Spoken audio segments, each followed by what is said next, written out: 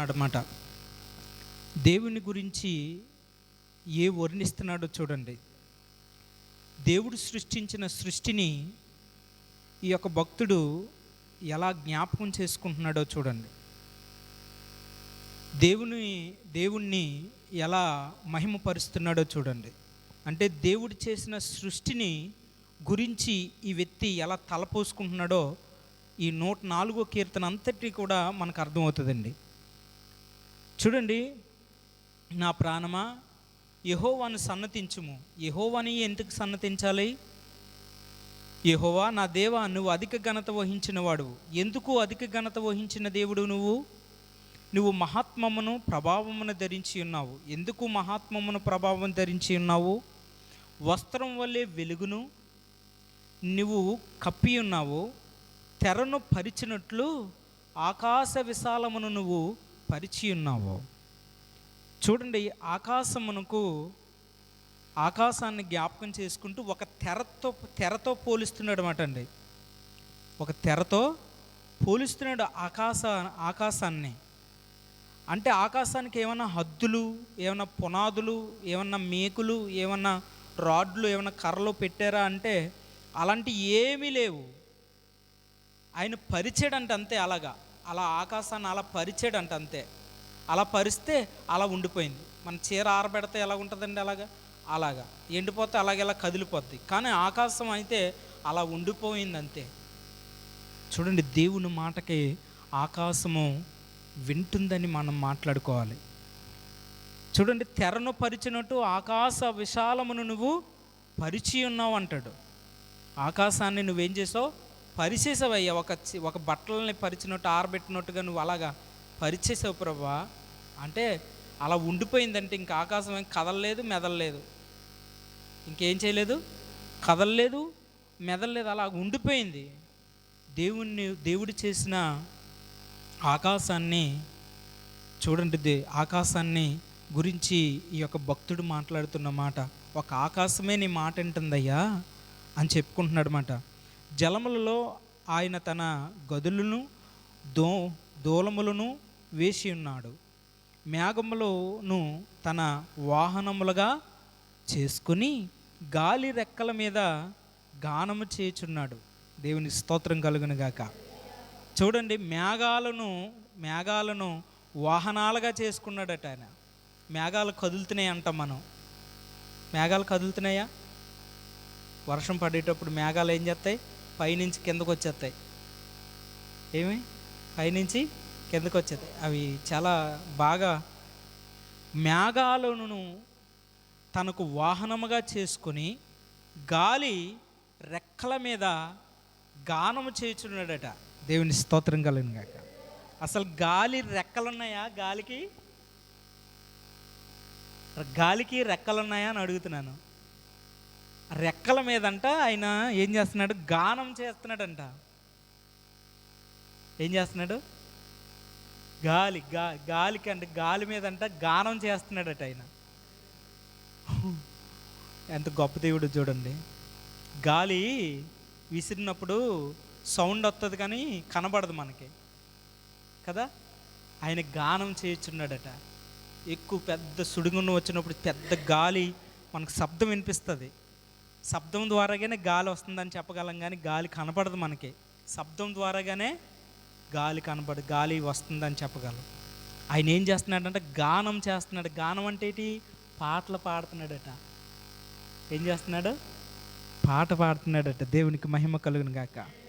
చూడండి, ఇక్కడ మనం ఏం చేసామంటే ఆకాశాన్ని చూసాం, మేఘాలను చూసాం, గాలిని చూసాం. ఏం చేసామండి? ఆకాశాన్ని చూసాం. ఆకాశం ఏమైంది? అలా ఉండిపోమంటే అలా ఉండిపోయిందంటే. మేఘాలు చూస్తే మేఘాలు ఆయనకంట ఏం చేస్తున్నాయంట? వాహనాలు అయిపోయాయట. ఏమైపోయాయి? వాహనాలు అయిపోయాయట. గాలి ఏమైపోయింది? ఆయన గానం అయిపోయిందంట. వాయుగుండములను తనకు దూతలుగాను, వాయుగుండాలు ఏమైపోయాయి? ఆయనకు దూతలుగా అయిపోయాయట. తర్వాత అగ్నిజ్వాలలను తనకు పరిచారకులుగాను ఆయన చేసుకొని ఉన్నాడు. దేవుని స్తోత్రం కలుగును గాక. వాయుగుండం ఆయనకి ఏమైపోయింది? దూతలైపోయింది. వాయుగుండం ఏమైపోయిందండి? దూతలైపోయింది. తర్వాత అగ్ని జ్వాలలు ఆయనకి ఏమైపోయాయి అంటే పరిచారకులు అయిపోయాట. దేవునికి స్తోత్రం కలుగును గాక. చూడండి నా దేవుని బిడ్డలారా, దేవుడు సృష్టించిన సృష్టి దేవుడు మాట వింటుందని మనకి అర్థమైపోతూ ఉంది. దేవుడు సృష్టించిన సృష్టి దేవుని చిత్తానుసారంగా నడుచుకుంటుంది అని మనకు అర్థమైంది. దేవుడు సృష్టించిన సృష్టి ప్రతిదీ కూడా దేవునికి ఉపయోగపడుతుంది అనేది మనకు అర్థమవుతుంది. భూమి 5వ వచనం, భూమి ఎన్నటికీ కదలకుండునట్లు ఆయన దాన్ని పునాదుల మీద స్థిరపరచును. స్తోత్రం కలుగును గాక. ఏం చేశాడట? పునాదుల మీద స్థిరపరిచాడట. అసలు పునాదుల మీద ఏం చేశాడు ఆయన? స్థిరపరిచేసాడంతే. స్థిరపరిచేసాడంతే. ఎంతో వండర్ఫుల్ విషయం. దేవునికి స్తోత్రం. హల్లెలూయా. భూమి ఎన్నటికీ కదలకంట. చూడండి, మొన్న బుధవారం మీకు ఏమన్నా మీరు అబ్జర్వ్ చేశారో లేదో నాకు తెలియదు, కానీ భూమి అలా షేక్ అయ్యింది. డాబా అంతా ఒకసారి పడిపోతుందేమో అనిపించింది నాకైతే. మీకు ఏమన్నా అనిపించిందా? ఇలా షేక్ అయ్యింది, ఇలా షేక్ అయ్యింది. మీకు ఏమన్నా అనిపించిందో లేదో మరి నాకు తెలియదు. చాలా వాట్సాప్ల్లో అమ్మో చాలామంది ఏంటి నాకు భయం వేసేసింది. నేను అనుకున్నాను ఏమన్నా ఆ రోజుల భూమి ఏమన్నా పేలిపోయిందా అని అనుకున్నాను. భూమి అదరడం వేరు, కానీ స్లాబ్ ఇలా ఊగడం వేరు. ఊగిపోయింది ఇలాగా స్లాబ్ పైన. ఎంతసేపు నానా దేవుడు ఆజ్ఞాపించాడు. దేవుడు సూచిస్తున్నాడు, నేను త్వరగా రాబోతున్నాను అని చెప్పి. నేనేం చేస్తున్నాను? త్వరగా రాబోతున్నాను, మారు మనసు పొందండి. ఒకళ్ళు నన్ను అడిగారు, ఏమనంటే అయ్యా అలా షేక్ అయ్యింది ఏమంటారు అని అడిగారు. దేవుడు యేసయ్య రాబోతున్నాడు, త్వరగా మారు మనసు పొందమని సూచన అండి అని చెప్పాను. వాడు పొల్లేకలెత్తున్నాడు మాట. అర్థమైందండి? తెలియక. చూడండి నా దేని బిడ్డలారా, భూమి కదలకుండునట్లు కదిలింది, షేక్ అయ్యింది. కారణం ఏంటంటే నేను త్వరగా రాబోతున్నానని చెప్పడానికి. నా దేవుని బిడ్డలారా, కాలం చాలా దగ్గరలో ఉంది యేసయ్య రావడానికి, చాలా దగ్గరలో. మారు మనసు పొంది అంతటా అందరూ మారు మనసు పొంది చక్కగా రక్షింపబడాలని దేవుడు ఆశిస్తూ ఉన్నాడు. దాని మీద అగాధ జలములను నువ్వు వస్త్రం వల్లే కప్పి ఉన్నావు. చూడండి, దేవుడు సృష్టించిన దానిలో ఒకటేంటండి? ఆకాశాన్ని చూసాం. దాన్ని ఏం చేశాడు దేవుడు? పరిచాడు. అలాగా ఏం చేశాడు? పరిచాడు అలాగా. రెండోది మేఘాలేనా నాన్న? మేఘాలను చూసాం. దాన్ని ఏం చేశాడు? మేఘాల మీద అయినా ప్రయాణం చేస్తున్నట్టు మనం చూస్తున్నాం. గాలిని చూస్తున్నాం. తర్వాత థర్డ్ వన్, గాలి ఏం చేస్తుంది? దేవునికి గానానికి ఉపయోగపడుతుంది. ఏం చేస్తుంది? గానానికి. అగ్ని జ్వాలలు ఏం చేస్తున్నాయి? పరిచారకులు అయిపోయినాయి దేవునికి. ఏమా కరెక్ట్గా నాకు స్పష్టంగా మాట చెప్పాలా? వాయువులు దానికి దూతలుగా ఉన్నాయి. అగ్ని జ్వాలలు ఆయనకి పరిచారకులుగా ఉన్నాయి. భూమి కదలకుండా ఉన్నది. భూమి ఏం చేస్తుంది? కదలకుండా ఉన్నది. అదేం బిడ్డలారా, చూడండి, దేవుడు సృష్టించిన ప్రతి ఇది కూడా దేవునికి ఉపయోగపడినట్లుగా మనం చూస్తున్నాం. తర్వాత కొండలకు పైగా నీళ్లు నిలిచును, నువ్వు గద్దెంపగానే అవి పారిపోయెను. ఏం చేస్తున్నాయండి? కొండలకు పైగా నీళ్లు నిలిపాడట. కొండల మీద ఇప్పుడైతే కొండల మీద నీళ్ళు ఉన్నాయో లేదో, కానీ అప్పుడైతే కొండదొరలో గొల్లలో కొండల మీద నీళ్లు సందులు, చిన్న చిన్న రాయిల్లో సందులుండి అండ్ హోల్స్ ఉండి, ఆ హోళ్ళు అలా నీరు స్టక్ అయిపోయి ఉండిపోయేది అన్నమాట. ఆ నీళ్ళే ఎవరైనా వెళ్తే తాగేవారు. ఇప్పుడు కనుక బాటిల్స్ వచ్చాయి, అప్పుడు బాటిల్స్ ఉండి కాదు. ఇప్పుడు డ్రింక్ బాటిల్లో వాటర్ బాటిల్ ఉంటున్నాయి. అప్పుడు డ్రింక్ బాటిల్ వాటర్ బాటిల్ ఉండి కాదు. అప్పుడు ఏముండి అంటే సేదలుండి, సేద అంటే ఏమంటారు అది, తాటికమ్మ నరికి దాన్ని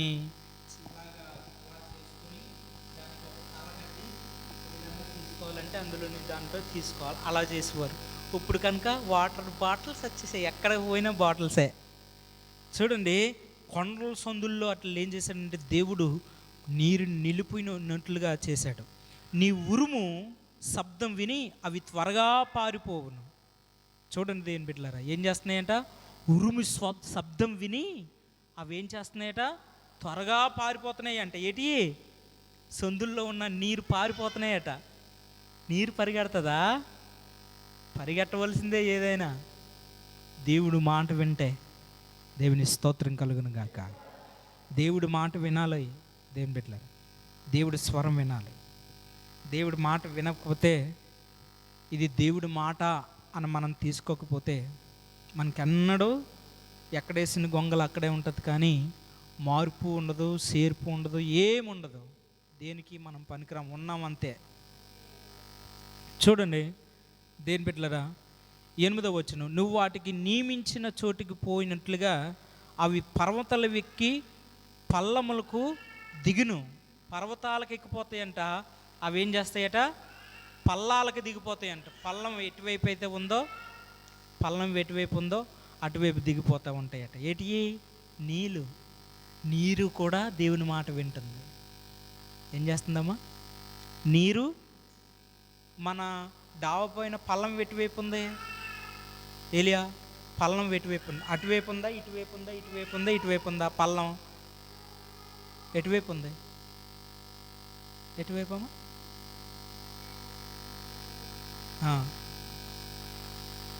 నేను చెయ్యి భలే అంటున్నావు, కానీ సరిగ్గా నీకు అర్థం అవ్వలేదు. చెయ్యి ఆడ అన్నది కరెక్టేనా? ఆడికి అర్థం అవ్వలేదు మాట. పల్లం ఎటువైపు ఉంది అయినషు? మన డాబు పైన పల్లం ఎటువైపు ఉంది? ఇటు ఉంది, కిటికీ వైపు. నీకెటువైపు ఉంది నాన్న? ఇచ్చేడు. పల్లం ఎటువైపు ఉంది గ్రేషి? పల్లం ఎటువైపు ఉంది మన డాబు పైన? ఏటమ్మా? లైటింగ్ వైపు ఉంది. నీరు డాబా పైన పడితే ఎటువైపు వస్తుంది మన డాబా పైన? మరి పల్లం అటువైపు పైన ఉన్నట్టు ఇక్కడ కూడా ఏమంటున్నాడనంటే, సందుల్లో బండల మీద ఉన్న నీరు ఏమవుతుందంటే పల్లాల వైపు పోతుంది అని చెప్తున్నాడు. పల్లం అంటే అది, పల్లం అంటే అది. అర్థమైందన్నా? చూడండి 10వ వచనం చదువుతున్నా. ఆయన కొండల్లోనూ నీటి బొగ్గలను పుట్టించును, అవి మనుషుల్లో పారును, మాన్యములలో పారును. అవి అడవి జంతువులు అన్నిటికీ దాహం ఇచ్చును. ఎందుకు పోతున్నాయి నీళ్ళు? అడవి జంతువులకు నీళ్ళు ఇవ్వడానికి. దేవుని స్తోత్రం కలుగును గాక. హల్లెలూయా. ఎందుకు పల్లాల వైపు వెళ్ళడం? మెరక వైపు ఉండిపోకుండా. మెరకనే ఎందుకు ఉండిపోకూడదు? పల్లంలోకి ఎందుకు దిగాలి? ఆ నీరు అడవి జంతువులకి నీరు ఇవ్వడానికి. దేవునికి స్తోత్రం కలుగును గాక. హల్లెలూయా. నా దేని బిడ్డల, దీనికి చాలా మార్పులు, చాలా మర్మాలు, చాలా బైబిల్లో చాలా వచనాలు ఉన్నాయి. అవి మీకు చెప్పినా కొంచెం అర్థం చేసుకోవడానికి కష్టం, కనుక నేను ముందుకెళ్తాను. వాటి వల్ల అడవి గాడిదలు దప్పి తీర్చుకొనును. చూడండి, నీరు వల్ల దేనికి ఉపయోగం? ఎన్ని ఉపయోగాలు ఉన్నాయి. అర్థమవుతున్నానా? బండ సందుల్లోనే ఉండిపోకుండా అవి పల్లాలకు ఎందుకు దిగిపోతున్నాయి? ఎప్పుడు దిగిపోతున్నాయి? ఉరుము శబ్దానికి అవి ఏం చేస్తున్నాయి? నీ ఉరుము శబ్దానికి అవి ఏం చేస్తున్నాయి? ఉరుము లాంటి శబ్దం అంట దేవుడిది. ఎవరిది? దేవునిది. ఉరుము లాంటి శబ్దం అంట. దేవుని స్తోత్రం కలుగును గాక. హల్లెలూయా. దేవునిది ఎలాంటి శబ్దం? ఉరుము లాంటి శబ్దం. చూడండి నాన్న, ఆ తర్వాత నువ్వు ఆగరా, నువ్వు ఇక్కడ కూర్చున్న తర్వాత నీకు చెప్తాను. వాటి వల్ల అడవి గాడిదలను దప్పి తీర్చుకొను, వాటి ఒడ్డిన ఆకాశ పక్షులు వశం చెయ్యను. Praise the Lord. ఆ కాలమంట ఎప్పుడైతే ఆ పల్లమంట పారుతూ ఉంటాయో నీరు, ఆ ఒడ్డునంట ఆకాశ పక్షులకి సేద తీర్చుకుంటాయట. ఆకాశ పక్షులు అంటే ఆ చల్లదాన్ని అన్నవి అను ఆహా ఏమంటుంది అది, తీసుకుంటుందట, ఆ చల్లద ఆహ్వానిస్తాయట. చూసారా, దేవుని స్తోత్రం. ఇప్పుడు మన చల్లదనాన్ని మనం ఎలా తీసుకుంటున్నాం, అలాగనే ఆ పక్షులు కూడా ఆ నీరు ఒడ్డున నుంచుని అలా తీసుకుంటాయట. చూసారా ఎలా ఎన్ని విధాలుగా ఉపయోగపడుతుంది చూడండి. దేవుడు చేసే సృష్టి ఎంతమందికి ఎన్ని విధాలుగా ఉపయోగపడుతున్నాయో చూడండి. ఆ తర్వాత చూద్దామా, అలా చదువుకుంటూ వద్దాం, చక్కగా బాగుంటుంది ఏమో. తర్వాత కొమ్మల నడుము అవి సునాదము చేయును. అవి ఏం చేస్తాయి అంటున్నానా, చక్కగా ఏం చేస్తాయి, ఆ నీరుని యొక్క చెమ్మని చక్కగా ఇవి తీసుకొని ఆహ్వానిస్తూ అవి ఏం చేస్తాయట, సునాదము చేస్తాయట. ఏం చేస్తాయి అవి, సునాదం చేస్తాయట. ఏం చేస్తాయి, చక్కగా అవి అరితాయట. అవి ఏం చేస్తాయి, కిచ్ కిచ్ కిచ్ కిచ్ అరితే చిన్న చిన్న గొంతుకులు పెట్టుకొని. నీకు అర్థమైందా, పక్షులు ఎప్పుడు అరుతాయి నానా, ఏమా వర్షం వచ్చినప్పుడు అరుతాయి. జంతువులు పక్షులు ఎప్పుడు అరుతాయి, ఉదయాన్ని అరుతాయి పక్షులు. కానీ బైబిల్లో సెలవిస్తుంది ఏంటంటే, నీరు పడినప్పుడు, ఆ నీరు ఒడ్డు దగ్గర ఆ నీరుని అన్వేషించినప్పుడు ఏమా ఆ దాహం అవి తీర్చుకున్నప్పుడు కొమ్మల మీదకి ఎక్కి అవి ఏం చేస్తాయట, కిచ్ కిచ్ కిచ్కి అని అరుతాయట. చూడండి, ఈ యొక్క వర్షం వల్ల, ఈ నీరు వల్ల ఏనా బండల్ని, అడవిని తడుతుంది, అడవిలో ఉన్న జంతువులకి నీరిస్తుంది. తర్వాత అడవి గాడిదలకి నీరు అందుతుంది, పక్షులకి నీరు అందుతుంది. చూడండి, తన గాదుల్లో నుండి తన కొండలకు జలధార మిచ్చును. నీ క్రియ ఫలముల చేత భూమిని తృప్తి పొందుతున్నది. పశువులకు గడ్డిని, నరుల ఉపయోగకరమునకు కూర మొక్కలను ఆయన మొలిపించి ఉన్నాడు. దేవుని స్తోత్రం. నీరు ద్వారాగా చూడండి ఎన్ని ఉపయోగాలు ఉన్నాయో. కూర మొక్కలు వస్తున్నాయి, తర్వాత ఏం చేస్తుంది, గడ్డి పశువులకు ఉపయోగపడుతుంది. అర్థమైందా, ఆ పశువులు తింటే పాలు మనకి ఇస్తూ ఉంది.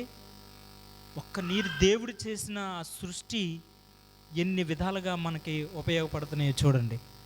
తర్వాత 14 పశువులకు 15వ వచనం, అందుమూలమున భూమిలో నుండి ఆహారమును, నరుల హృదయమును సంతోషపెట్టు ద్రాక్షరసమును, మరి మొగ్గములకు మెరుగు నిచ్చు తైలమును, నరుల హృదయమును బలపరిచి ఆహారమును ఆయన పుట్టించుచున్నాడు. దేవుని స్తోత్రం కలుగును గాక. నరులు హృదయాన్ని బలపరచడానికి ఏం చేస్తున్నాడు, ఆహారాన్ని ఇస్తున్నాడు. దేని ద్వారా, వాటర్ వల్ల. ఇప్పుడు దేని ద్వారాగా పండుతున్నాయి అంటే, కెమికల్ వల్ల. ఇప్పుడు దేని ద్వారా పండుతున్నాయి అంటే, ఆహార పదార్థాలన్నీ మెడిసిన్ ద్వారా, విష పదార్థాల ద్వారాగా పండుతున్నాయి. ఇప్పుడు అన్నీ పిండిల ద్వారా. అర్థమైందా? ఇప్పుడు దేవుడిచ్చి వర్షం ద్వారాగా పండట్లే. దేవుడిచ్చే వర్షం ద్వారాగా, ప్రకృతి ద్వారాగా పండట్లేదు. ఇప్పుడు సొంత నిర్ణయాలు వచ్చేసి మందులు మనుషులు తయారు చేసే ఆ మెడిసిన్ ద్వారాగా తయారవుతుంది. అవి తినడం వల్ల ఇప్పుడు ఏంటంటే భయంకరమైన జబ్బులు, భయంకరమైన ప్రాబ్లమ్స్, భయంకరమైన అన్నీని. నా దేని బిడ్డలారా చూడండి ఎంత కష్టమైన పరిస్థితి వచ్చేసిందో చూడండి. తర్వాత 16వ వచనం, యెహోవా వృక్షములు తృప్తి పొందుచున్నవి. ఏం చేస్తున్నాయట, వృక్షాలు తృప్తి పొందుతున్నాయట. ఎందువల్ల, వాటర్ వల్ల, వాటర్ నీరు వల్ల. తర్వాత ఆయన నాటిన లెబానోను దేవదారు వృక్షం తృప్తి పొందుచున్నవి. అచ్చట పక్షులు తన గూళ్ళు కట్టుకొనును, అచ్చట సరళ వృక్షముల పైన కొంగలు నివాసము చేయును.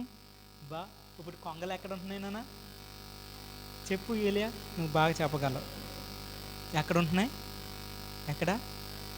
ఒకప్పుడు నా చిన్నతనంలో కొంగలు కనపడే కాదు, అవి ఎక్కడో గూళ్ళు కట్టుకొని ఆహారం తెచ్చుకొని, ఆహారం ఉండేది కనుక ఆహారం తెచ్చుకొని చక్కగా అవి ఉండి. ఇప్పుడు చిన్న చెట్ల దగ్గర ఉంటున్నాయి. ఒకప్పుడు అలా ఉండి కాదు కొంగలు, అసలు కంటికి కనిపించి కాదు.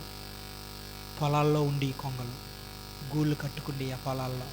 కానీ ఇప్పుడు ఎక్కడ ఆహారం లేక ఎంత చేంజింగ్ ప్రకృతి మీద చాలా చేంజింగ్ అయిపోయింది.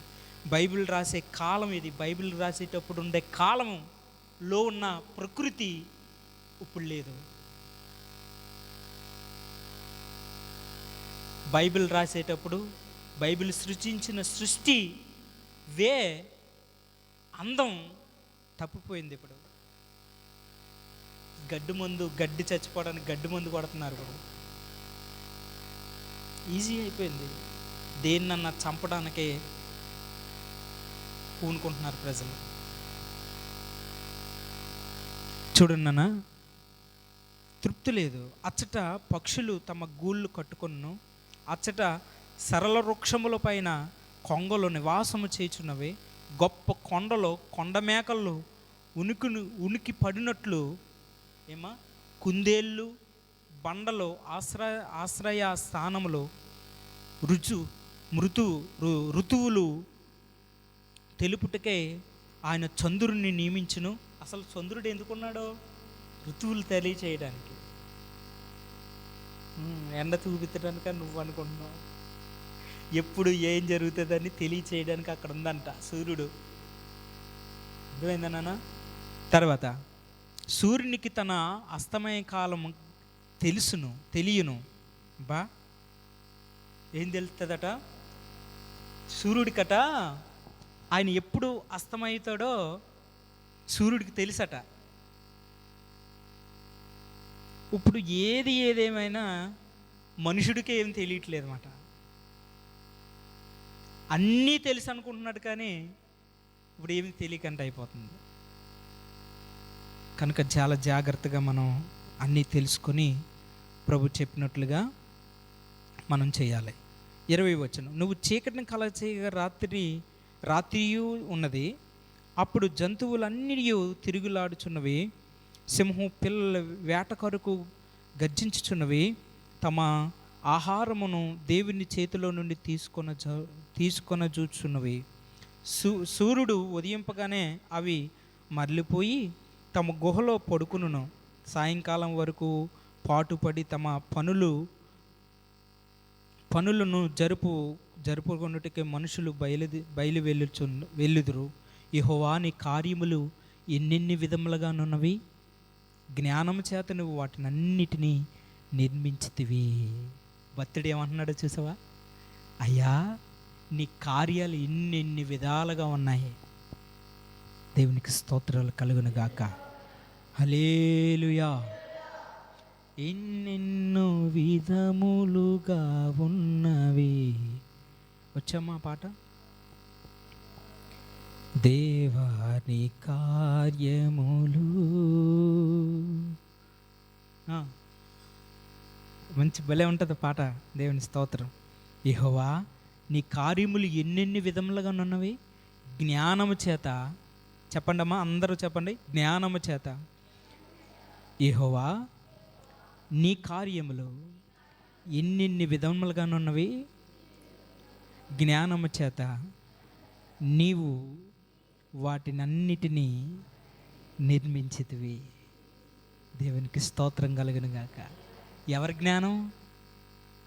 మనుషుల జ్ఞానం చేత, దేవుని జ్ఞానం చేత ప్రకృతి సృజించబడి ఉన్నది. దేవుని బిడ్డలారా, కానీ దేవుని సృజించినట్టుగా ప్రకృతి లేదు. చేంజ్ చేసేసారు మానవుడు మార్చేసుకున్నాడు. మానవుడి యొక్క చేతిలోనికి ప్రకృతిని తీసేసుకున్నాడు. ఏ కాలంలో ఏ పంట పండుతుందో ఆ పంట వేయట్లేదు ఇప్పుడు. అర్థమైందండి? ఇప్పుడు జీడి తోట ఉందనుకోండి, ఎప్పుడు పండాలా? వేసవకాలంలో పండాలా. అర్థమైందండి? ఇప్పుడు వేసవకాలంలో పండేవి ఉన్నాయి జీడి మొక్కలు, మామూలు కాలంలో పండేవి కూడా ఉన్నాయి జీడి మొక్కలు. అర్థమైందా? కారణం, ఎక్కువ ఆదాయాన్ని ముందుగా తీసేసుకోవాలి అంటే రేపు సంపాదించిన ఆదాయాన్ని ఈరోజే సంపాదించుకోవాలి అన్న ఆలోచన ప్రజలకు వచ్చేసింది దేని బిడ్డలారా.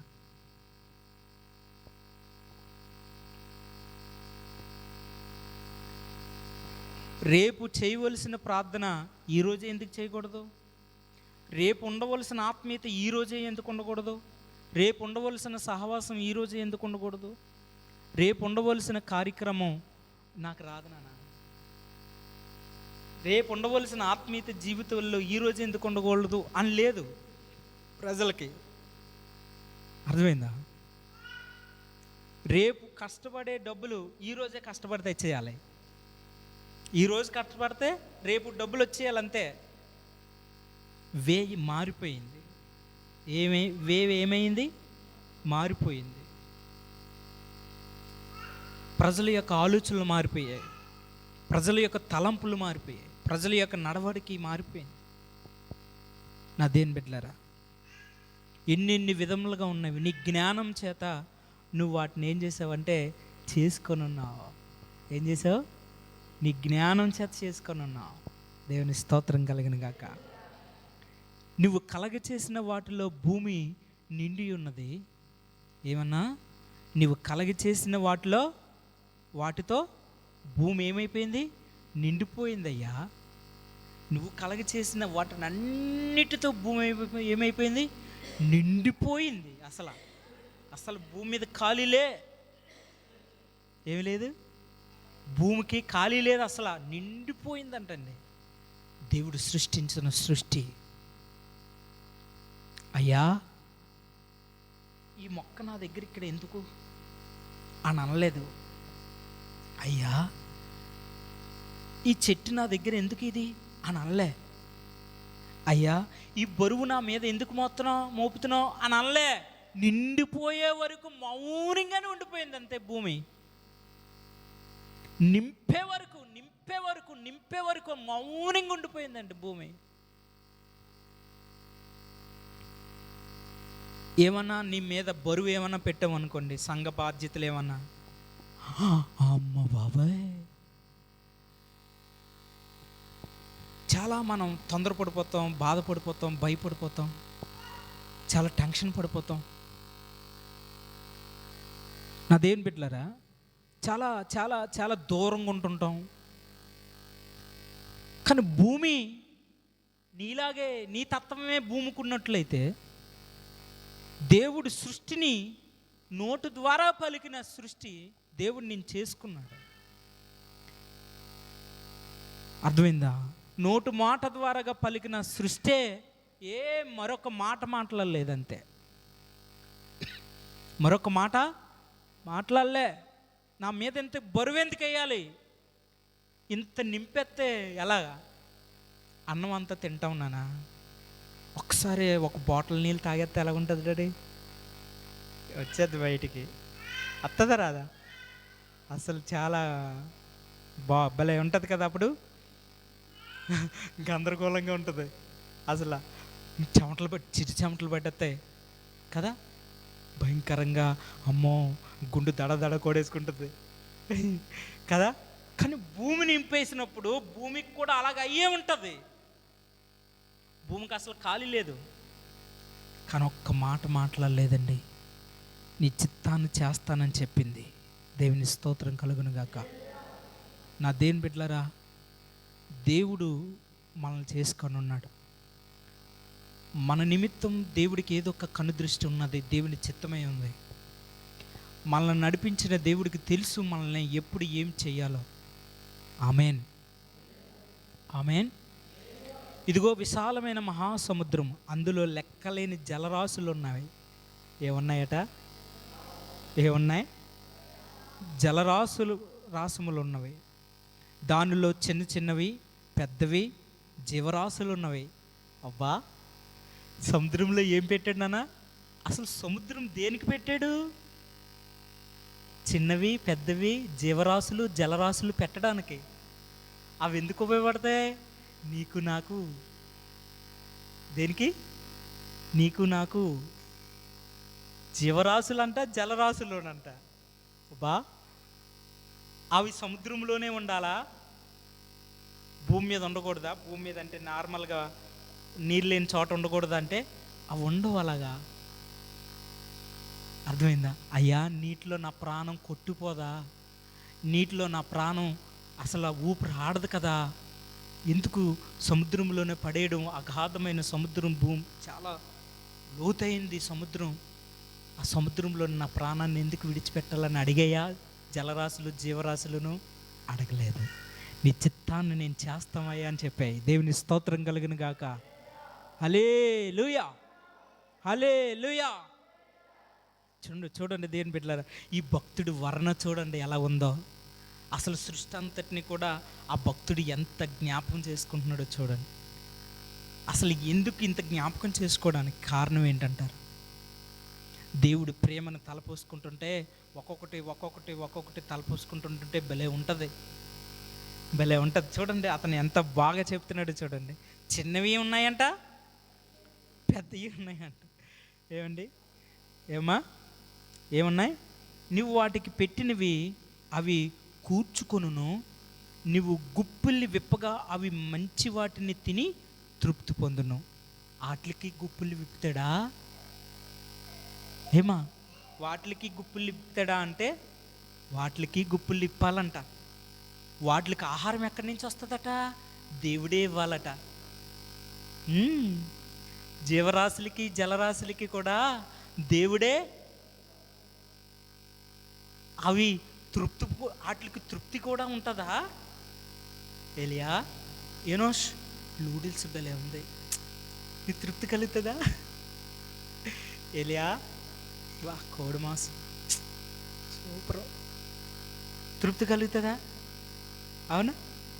అలాంటి తృప్తి జీవరాశులకి జలరాశులకి కూడా ఉంటుందా అని అంటే ఉంటుందంట. తృప్తి పొందుతాయట. అవి తిని తిని తిని తిని తృప్తి పొందుతాయట. అర్థమైందన్న? తృప్తి పొందినంత ఆహారం వాటికి ఇస్తాయట, ఇస్తాడంట దేవుడు. మరి వాటికే జీవరాశులకి జలరాశులకి సముద్రం ఉన్న వాటిలో ఉన్న వాటికే ఇస్తే దేవుడు మనకి తృప్తి కలగదా? మనల్ని తృప్తి పొందినట్లుగా దేవుడు చేయడా? ఆకలి విషయమే అదేంటమ్మా? అవును, కాదమ్మా. Very good. మత్తయి సువార్త 5వ అధ్యాయం నువ్వే చదవాలి ఎలియా, చదవాలా స్పీడ్గా. ఏనో బైబిల్ తీయడం అనేసి బుక్ తీస్తున్నావు ఎట్రా? అరే చెప్పమ్మా.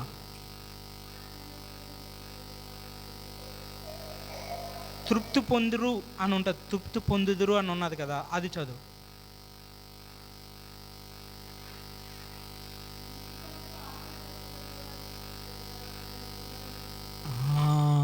అది విషయం. నీతి కొరకు ఆకలి దప్పు గలవారు ధన్యులు, వారు ఏం చేస్తారట? తృప్తిపరచబడతారట. ఏం చేస్తారు? మనకి కూడా తృప్తి కలుగుతుందా? ఎప్పుడు? నీతి కొరకు ఉన్నప్పుడు. ఇందాక మా అమ్మ నేను వస్తున్నప్పుడు ఇదే మాట ఆడాను నేను. అర్థమైందండి? నీతి కొరకు మనం లాజరును ధనవంతుడిని మేము ఇందాక ఉదయం జ్ఞాపకం చేసుకున్నాం. అసలు ఎందుకు లాజరు ఆ ధనవంతుడి దగ్గర ఉండిపోవాలి? అతనికి కాళ్ళు లేవా? అతనికి చేతులు లేవా? పని చేయడానికి అతని దగ్గర ఏమీ లేదు. మరి ఎందుకు అన్నీ ఉండి ధనవంతుడి దగ్గర ఉండిపోయాడు? అయ్యా, ఒక్కరోజు కాకపోయినా ఒకరోజైనా నేను నమ్ముకున్న దేవుణ్ణి నువ్వు నమ్ముకోవద్దా? నమ్ముకోవా? ఒకరోజు కాకపోయినా ఒకరోజైనా నేను ప్రకటించిన దేవుణ్ణి నువ్వు వినవా? ఒకరోజు కాకపోయినా ఒకరోజైనా నేను చెప్పిన మాట నువ్వు వినవా? అని కాలాలు సంవత్సరాలు గడుచుతూ ఉన్నాయి, కానీ ఆ ధనవంతుడు మారతాడని చెప్పి ఆ దీనుడై, దరిద్రుడై, పేదవాడై, జబ్బుతో, జ్వరంతో కృంగిపోయి కృషించిపోయి, అర్థమైందండి, కృషించిపోయి అలా ఉండిపోయాడంటే ధనవంతుడి దగ్గర. ఎందుకు ఉండిపోవాలా?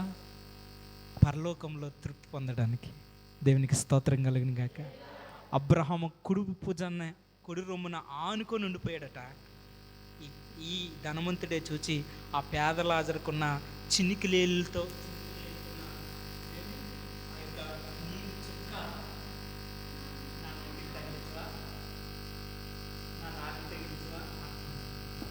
నా నాలుగుకి తగిలించవా అంటున్నాడు. అదేం బిడ్డలరా, తృప్తిపరచబడతాం నిజంగా మనం. దేవుని స్తోత్రం. నీతిగా ఉందో, నీతి తప్పిపోవద్దు. యథార్థంగా ఉందో, యథార్థత నుంచి వేరైపోవద్దు. తృప్తి ప్రభు చేత మనం పొందుతాం ఆయన నామములో. హల్లెలూయా. మనమంతటా మనం పొందే తృప్తి వేరునానా, దేవుడిచ్చే తృప్తి వేరునానా? అర్థమైందా? ఏంటమ్మా చెప్పండి.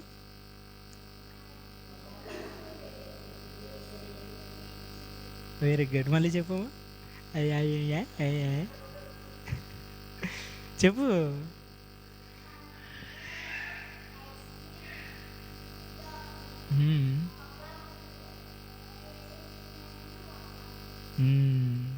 Thank you. చూడండి నాన్న, అమ్మ చేతి వంట వేరు, అమ్మ చేతి వంట తినడం వేరు, హోటల్లో తినడం వేరు. ఒక మాట చెప్పాలంటే, అమ్మ చేతి వంట ఒకవేళ ఏదేమైనా బాగున్నా బాగోకపోయినా ఆ టేస్ట్ వేరుగా ఉంటుంది. చాలా కడుపు నిండా మనం తింటాం, హ్యాపీగా ఉంటుంది. కానీ హోటల్లో తినే అసలు బాగుండదు. అసలు బాగుంటుంది కానీ చాలా ప్రాబ్లం వస్తుంది, తర్వాత చాలా ఎఫెక్ట్ వస్తుంది. కానీ అమ్మ చేతి వంట చాలా రుచి. దేవుని స్తోత్రం. నా దేని బిడ్డలారా, తృప్తి వాటికే ఇవ్వగలిగిన దేవుడు నిన్నెందుకు ఇవ్వడం? ఆయన నీకెందుకు ఇవ్వడు? మనకెందుకు ఇవ్వడు? ఆయన అన్నేస్తుడు కాదు. చూడండి 29వ వచనం. నీవు ముఖం మరుగు చేసుకొనగా అవి కలతపడను, నీవు వాటి ఊపిరి తీసివేసినప్పుడు అవి ప్రాణములో విడిచి మట్టి పాలగును. నీవు నీ ఊపిరి విడవగా అవి సృజించబడును. అట్లు నువ్వు భూతలములను నూతన పరిచి ఉన్నావు. యెహోవా మహిమ నిత్యముండునుగాక. యెహోవా తన క్రియలను చూచి ఆనందించునుగాక. ఆయన భూమిని చూడగా అది వణుకును. ఆయన పర్వతములను ముట్టగా అవి పొగరాజును. నా జీవితకాలమంతయు నేను యెహోవాకు కీర్తనలు పాడుదును.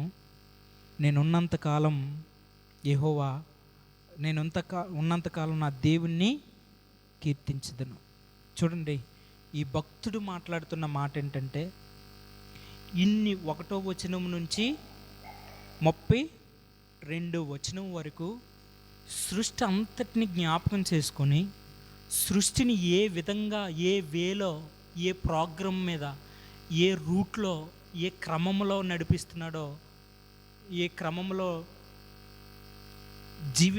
చేస్తున్నాడో, ఎంత మంచిగా, ఎంత అందంగా, ఎంత క్రమంగా, ఎంత మర్యాదగా, ఎంత రెస్పెక్టెడ్గా, ఎంత కేరింగ్గా చేస్తున్నాడో. మరి అలాంటి దేవుణ్ణి నేనేం చేస్తాను అని అంటే, నా జీవితకాలం అంతయు నేనేం చేస్తాను? నా దేవుణ్ణి కీర్తించదును అంటాడు భక్తుడు. ఎందుకని?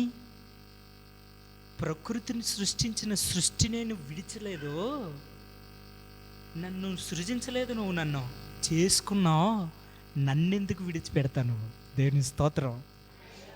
వా, ఆయన ఎంత నమ్మేడో చూడు దేవుణ్ణి. అర్థమైందా?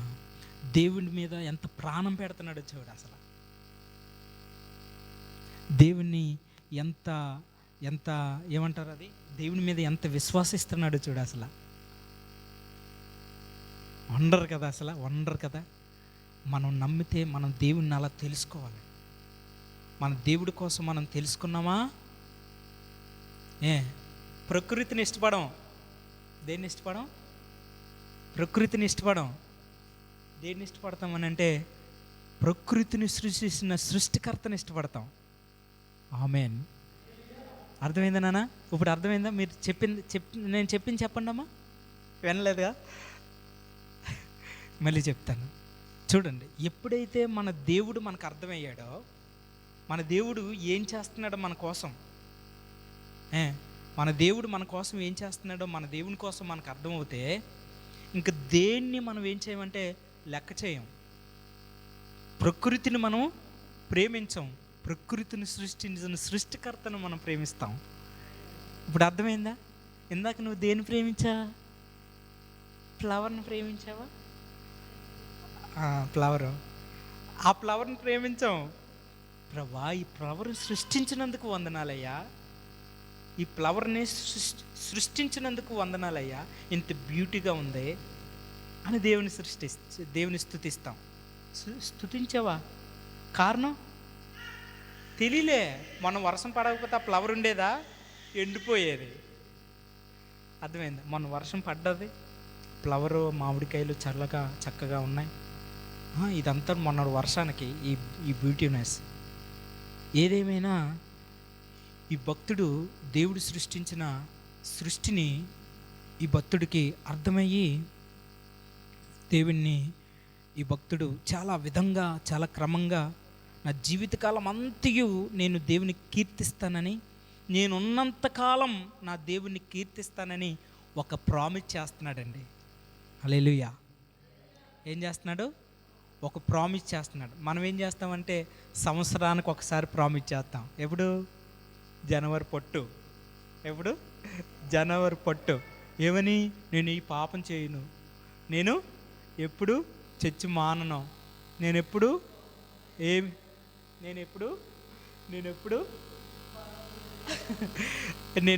ఏవి చేయనని అప్పుడు మనం ప్రమాణం చేస్తాం.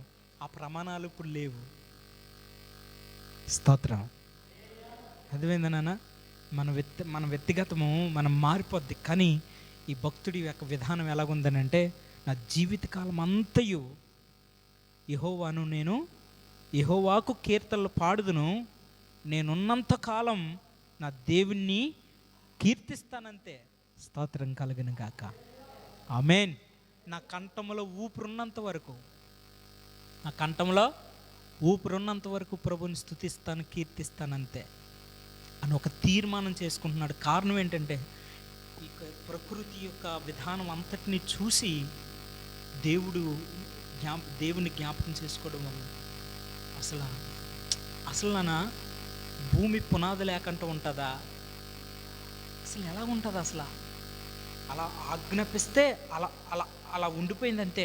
పునాది లేకుండా, అసలు హద్దులు లేకుండా, ఏమీ లేకుండా భూమి అలా ఉండిపోయిందంతే, శూన్యంలో ఉండిపోయింది. అలా పరిచాడంట ఆకాశాన్ని, అంతే విశాలంలో అలా పరిచేసాడంట. ఒక చీరలు ఆరబెట్టుకున్నట్టుగా పరిచేసి. అసలు ఉంటుందా? నువ్వు బట్టలు ఆరబెడుతున్నావు కదా డాడీ, ఉంటున్నాయా? అవి తాడు మీద ఎగిరిపోతున్నాయా? మరి ఆకాశం కూడా ఎగిరిపోతాయి. అమ్మో బాబోయ్, అసలు ఒకసారి ఊహించుకోండి. చూసారా? మనం పుట్టిన దగ్గర నుంచి ఆకాశం అలాగే ఉంది. చూసారా? ఎంత గ్రేటో చూడండి. నాన్న ఇందాక ఏ వచ్చి నుంచి చెప్పమంటున్నావు? చూసన్నా? అవునమ్మా, చూసన్నా? 35. నా జీవితకాలం 34. నేను చెప్తుంది 34. ఆయన గూర్చి నా ధ్యానము ఆయనకు ఇంపుగా ఉండునుగాక, నేను యెహోవా యందు సంతోషించదును. ఏం చేస్తున్నాను? నేను ఏం చేయను? ఏడను. నేనేం చేస్తాను? సంతోషిస్తాను. నేను యెహోవా యందు సంతోషిస్తాను. ఎందుకని? దేవుని గురించి ఎప్పుడైతే మనకు అర్థమైపోయిందో. ఇప్పుడు డాడీ, ఈ బుక్ కోసం నీకు అర్థమైపోయింది అనుకున్నానా? దీన్ని ముట్టుకునేటప్పుడు సంతోషం వేస్తుందా, వణుకుతుందా చెయ్యా? ఏమా?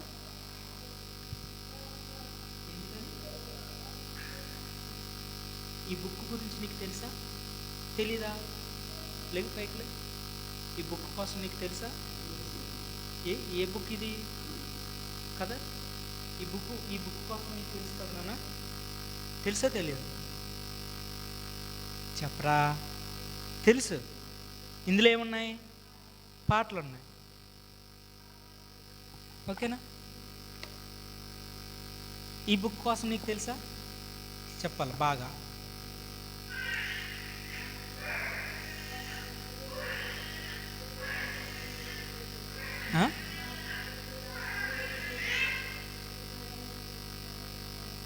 అవును, భలే ఉంది, నీ మాట బాగుంది. దీనికోసం తెలుసా?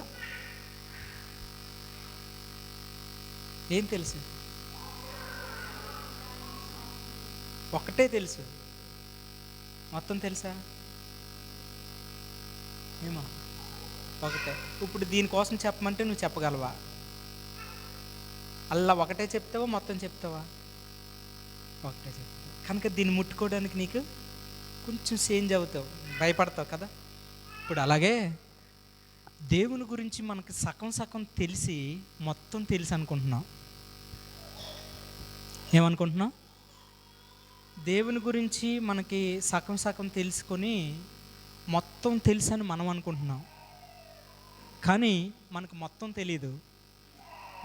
మనకేం తెలుసు? సగం సగం సగమే తెలుసు.